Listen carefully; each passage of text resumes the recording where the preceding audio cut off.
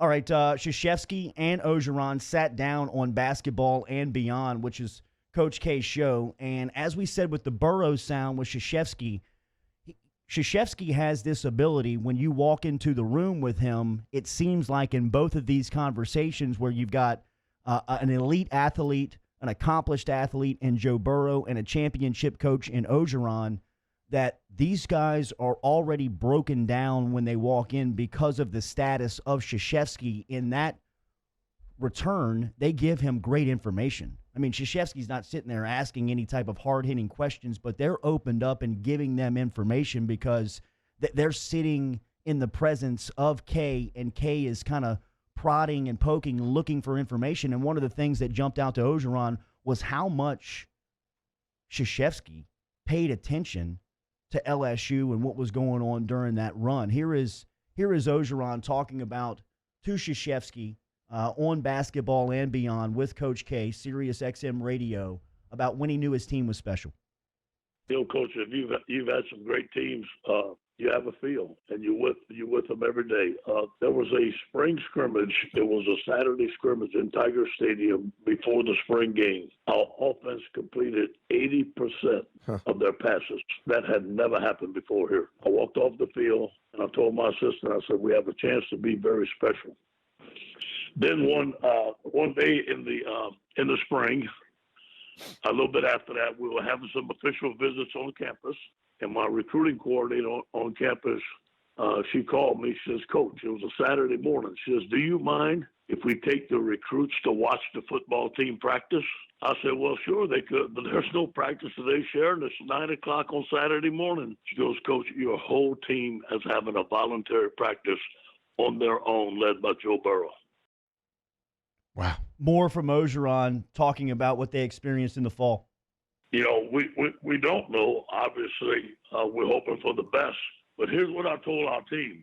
We have to separate ourselves right now from other teams if we want to be elite. And that means doing all the things that we can do while following the rules of the governor, but all the things we can do while studying football, while working out on our own and still being safe and still remaining in tune with our teammates and staying close together. So we're competing right now. Our coach is on the phone with our players, on the phone with our recruits. We have a lot of free time. This is not vacation time for us. It's time to work, but do it underneath the guidelines.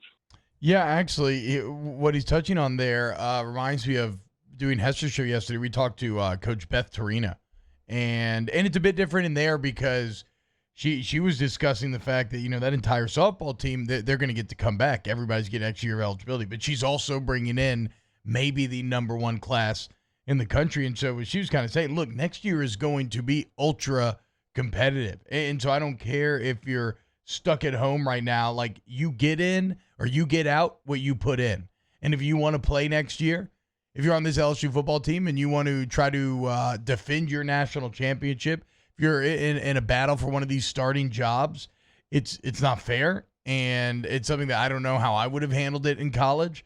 But, like, a lot is being asked of you right now. You almost got to be like an NFL player, right? Where the thing about college is somebody's always over your shoulder. They're always telling you what to do. Everything is so scheduled and regimented down to the minute, like on any given day. And all of a sudden now, Jordy, you're free. Yeah. Like, you're free and open. You're left to your own devices. And it's just on you to be professional and be self-motivated enough to do the work that is going to be required to get you ready for summer, for fall, and for potential playing time later this season. So I'm fascinated. I think there is a bit of some guys will get lost in the shuffle, but I think you're going to have a kind of cream rises to the top situation here where you'll see who's most self-motivated and who's most dedicated. And like I said, I don't even know how I would have done that back in the day because anytime I got out of that college structure back, I didn't always approach it from the most mature standpoint. Krzyzewski, obviously enamored by LSU's offensive production back in 2019, asked Orgeron how he got the most out of his offensive personnel. First of all, I'm a defensive guy. I stayed out of the way. That might be the best thing I did. But, Steve, I agree with that. That sometimes I do that too. The assistants have a better feel, but I get the credit. Yeah, that's right. That's right. But we wanted to go to the spread. I got to give Steve Esming, who's been here for a long time. You know him. He played here. He's a veteran, and we wanted to go to the spread. But Joe Brady came in from the Saints and taught us the spread. We learned it.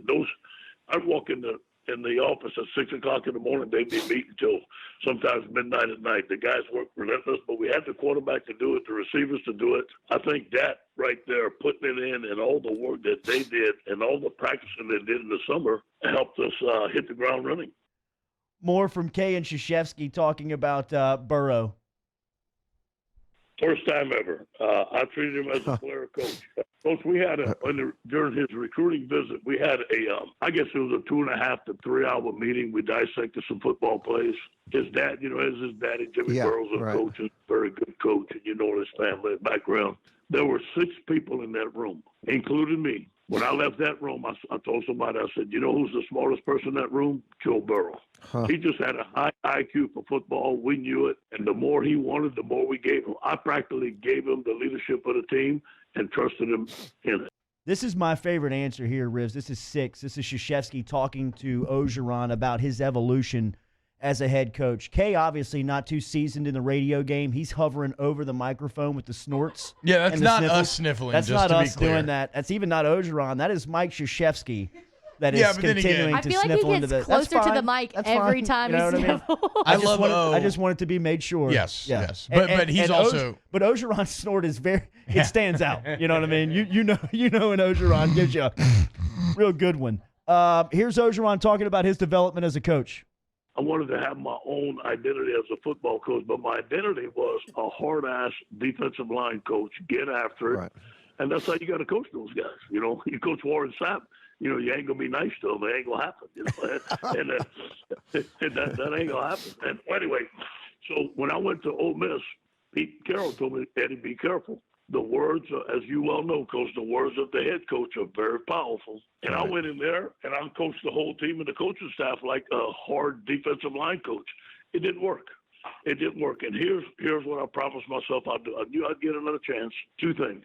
I'm going to treat my football players just like I treat my sons. They're going to know I love them first. They're going to know I care about them. But they also going to know there's some parameters.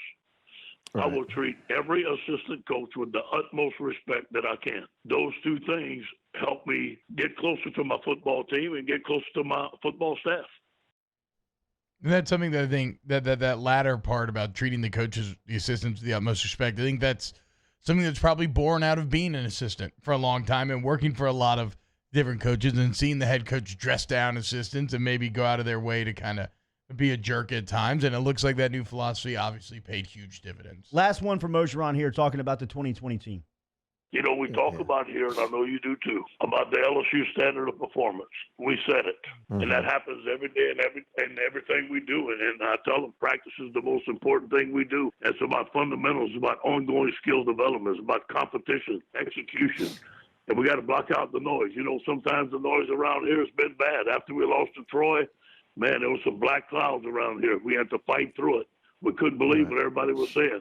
Now everybody's talking good about us. We can't believe it. We got to go back to work.